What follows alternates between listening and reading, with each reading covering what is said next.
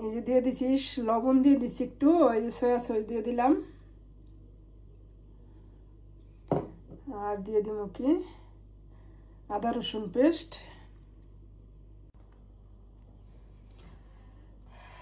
Hello বন্ধুরা, নমস্কার। এই যে দেখো এখানে বোনলেস কিছু মাংস নিছি, এখানে সাদা লবণ আর এই যে সয়া সস দিয়ে দিছি, এই যে সয়া সস। একটু দিয়ে দিব ঝাল, ঝালের জন্য একটু শুকনো লঙ্কা দিয়ে দিলাম।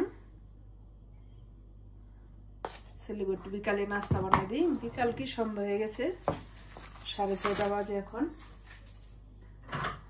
আর দিয়ে দিলাম এই যে আদা রসুন পেস্ট, এখানে পেঁয়াজও আছে একসঙ্গে মিক্স করা, যে দিয়ে দিলাম।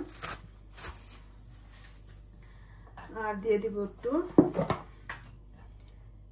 এই যে এলাচি দারচিনির এটা বাটা মশলাটা, এলাই যে ভালোভাবে একটু মাখাই নিই। তারপরে এটা যখন একটু আধা ঘন্টা একটু রেস্টে রাখি, একটু ভালো করে ম্যারিনেট করে রাখলাম। আর এই যেটা ব্রেডের গুঁড়া করে নিছি, আর এখানে ভাজানোর সময় যে একটা ডিম ভাঙ্গা এটার সাথে মিক্স করে তারপরে ব্রেডটা মধ্যে গড়াইয়া তারপরে ভাজা নিব। এই যে এখানে কর্নফ্লাওয়ার দিয়ে দিলাম,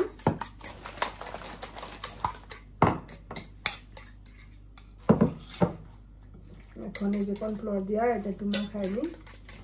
এই যে এখন এই যে ডিমটার মধ্যে চুপ দিয়া এই যে এখন বিস্কুটের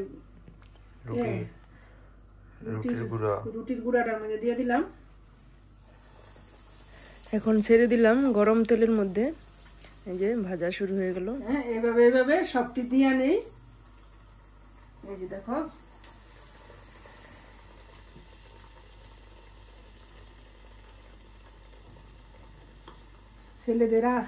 ছেলেদের আবদার যে এদি কইরা দাও, দিলাম।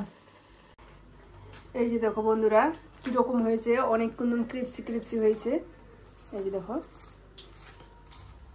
অনেক মুচমুচ হয়েছে, একবারে সুন্দর, দোকানের দেখতে কিন্তু দোকানের মতন হয়েছে, লোভনীয় অনেক, খাইতেও টেস্ট। ওই ছেলেরা খাইতেছে, আজকে তো আমি খাই। আমার এই মুরগি চিকেন ফ্রাইটা কিরকম হয়েছে তোমরা কমেন্টে জানাইবা।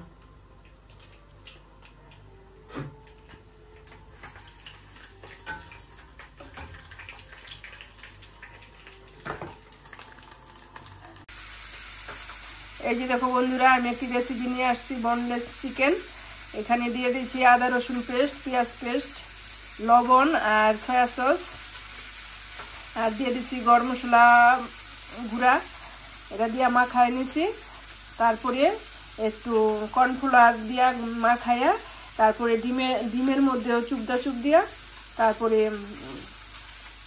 ব্রেডের গুঁড়ার মধ্যে মাখাইয়া তারপরে তেলে ভেজে নিছি। খুবই কিন্তু ক্রিপসি হয়েছে, অনেক টেস্টি হয়েছে।